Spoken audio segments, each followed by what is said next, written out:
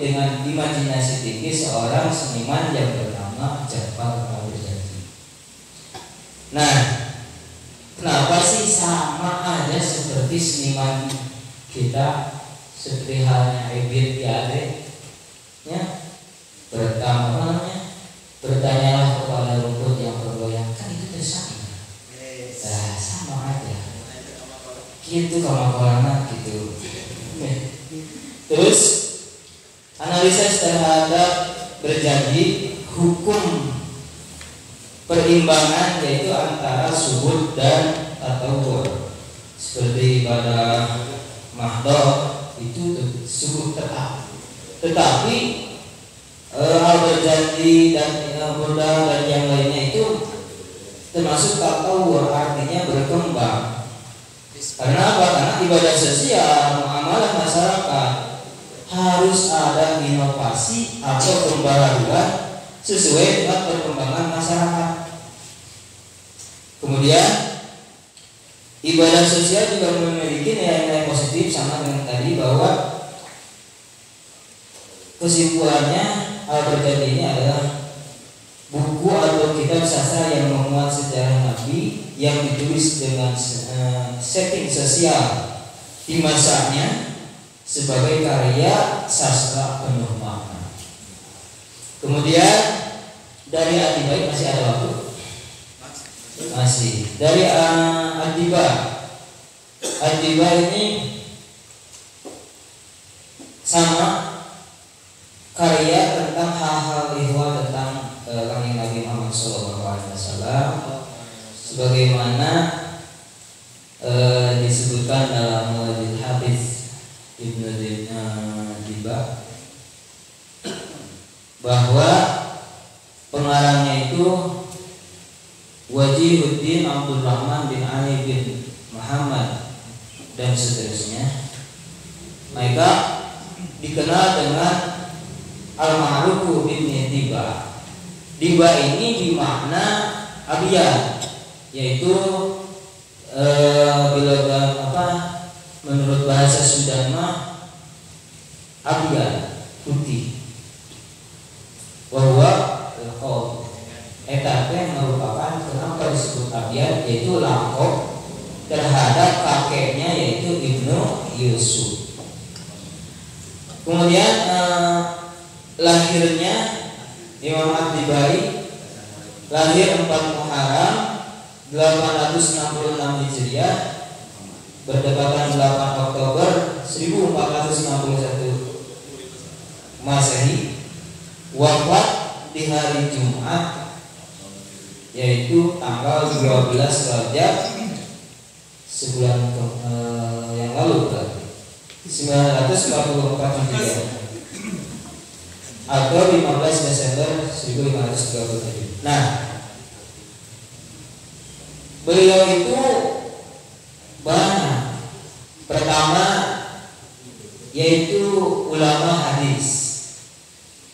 Beliau itu termasuk mengajar kitab Sahih Bukhari lebih dari 100 kali khatam. Derajatnya itu habis dalam hadis itu hafal 100.000 lebih plus sanadnya. Beliau juga sebagai mu'arikh, artinya sebagai ahli sejarah yang teliti, seleksi ya. Saking dengan kecerdasannya. Pengarang sholawat yang biasa kita coba sholawat suka baca di tarawih ya, penyelam sebagai tarawih. Ya Rabbi warra'ani sahabah, Ya Rabbi warra'ani sulalah. Nah, itu adalah karangan Kemudian beliau juga sebagai ulama yang produktif dalam menulis dalam bidang hadis maupun sejarah, sehingga karyanya yang paling dikenal adalah syair-syair sanjungan atau syair-syair madah. Sedikit lagi karya yang lain banyak seperti Quratul Uyun tentang seputar Yaman, bukan Quratul Uyun yang itu, jadi Mi'raj, Taisirul Usul, Bughyatul Mustafid itu. Dan terakhir beliau mengabdikan dirinya hingga akhir hayatnya sebagai pengajar dan pengarang kitab. Terima kasih. Wassalamualaikum warahmatullahi wabarakatuh. Waalaikumsalam warahmatullahi wabarakatuh.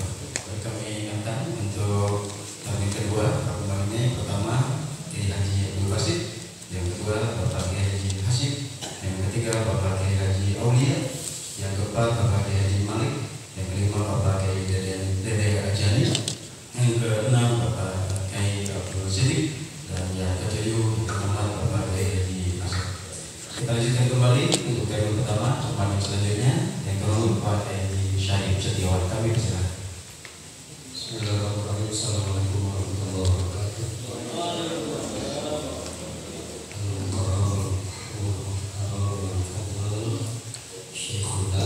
Kita semua Habib, semoga beliau terus sehat dan amin. Terima kasih. Tadi kalau ajengan Fakhrul Raji menyampaikan berkenaan dengan syair yang begitu indah, bahkan beliau sampai melantunkan di salah satu bait berjanji. Jadi sayang, seribu sayang,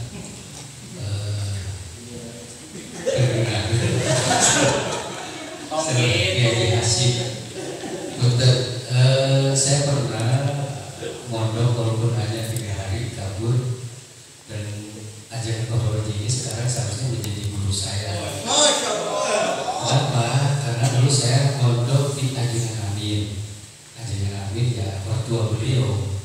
Subhanallah, kalau beliau sudah melantunkan berjanji luar biasa merindingnya. Kenapa? Karena beliau adalah seorang qori, kemudian juga berjanji sudah di luar kepala.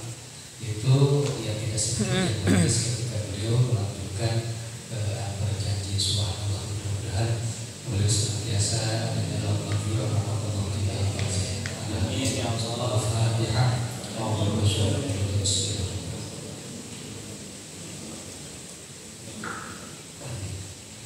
Dan yang tamat musadarat kilat ya berlanjut mengenai yang almarhumah berjih pasar berlanjut ke hiji pertama mondok di Ajengan Amin. Alhamdulillah. Berkenaan dengan kitab Maulid Berjanji, saya coba melihat dari aspek yang baik berkenaan dengan siapa sebetulnya Syekh Ja'far Al-Barjanji. Nah, ini ternyata beliau itu adalah seorang ulama besar.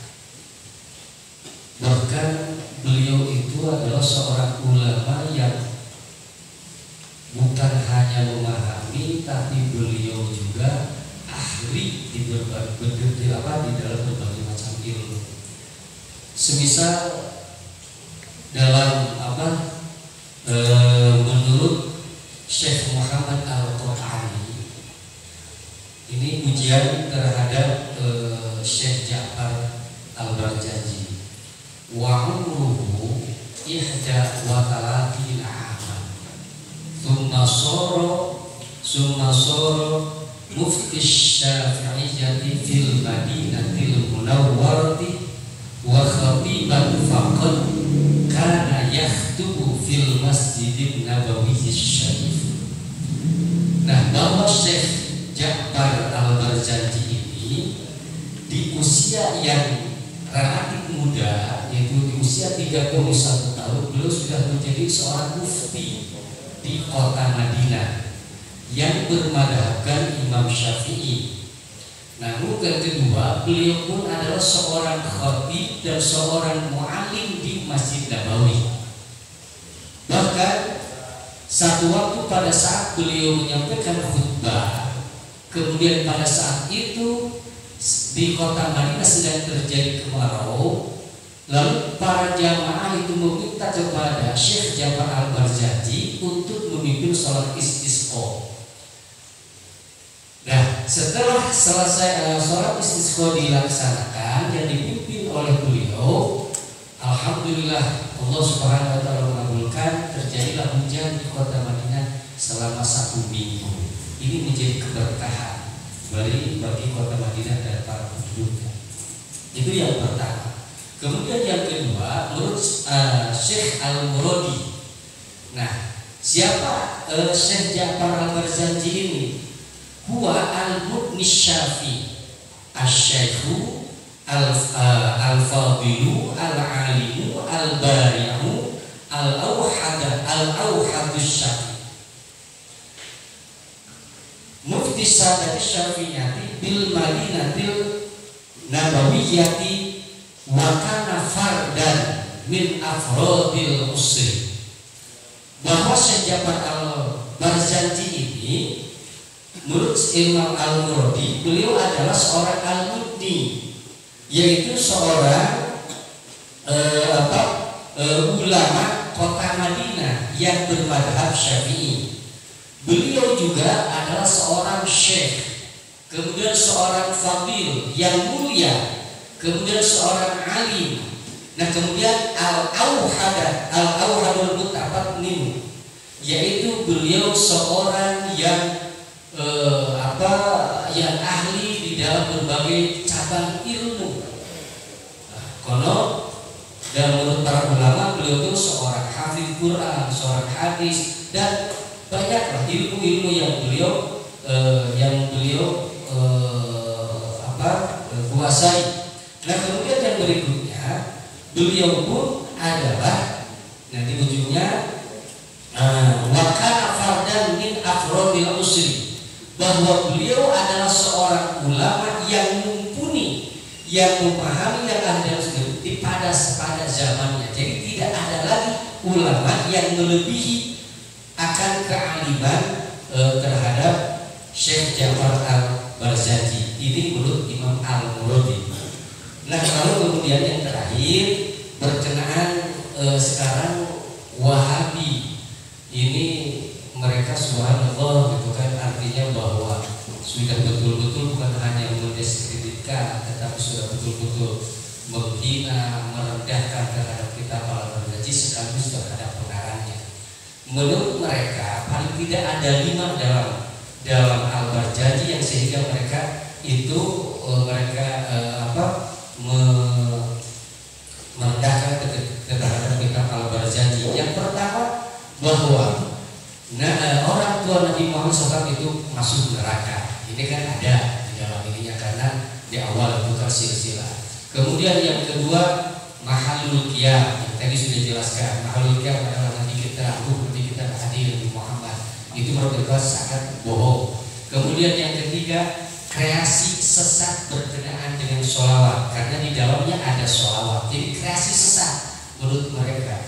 Kemudian yang keempat, menurut mereka kitab Al-Barzanji ini disebut sesat karena memang ada pengkultusan terhadap Nabi kita Nabi Muhammad SAW. Dan yang terakhir, bahwa di dalam kitab Maulid Barzanji atau yang lain, bahwa awal penciptaan makhluk itu berasal dari Nur Muhammad. Ini ditolak mentah-mentah oleh mereka. Yaitu alasan kalau tidak 5 yang sangat krusial berkaitan dengan mereka sampai merendahkan terhadap kitab Al-Barzanji. Selain tadi golongan seorang sufi dan juga sebagai madhab dari Syiah. Padahal sebetulnya subhanallah kalau dari nasab ini adalah nasab yang mulia, sebagaimana disebutkan oleh Imam An-Nawawi dalam Madarijus Ushul itu. Imam Syekh Ja'far Al-Barzanji ini akan selamat sekalipun mohon maaf, tapi tidak sebenarnya sekalipun kejelekannya ada padanya misalnya, tapi beliau akan selamat karena nasab mulia dari Nabi kita Nabi Muhammad SAW. Terima kasih. Assalamualaikum warahmatullahi wabarakatuh. Waalaikumsalam warahmatullahi wabarakatuh. Selanjutnya kami persilakan yang terhormat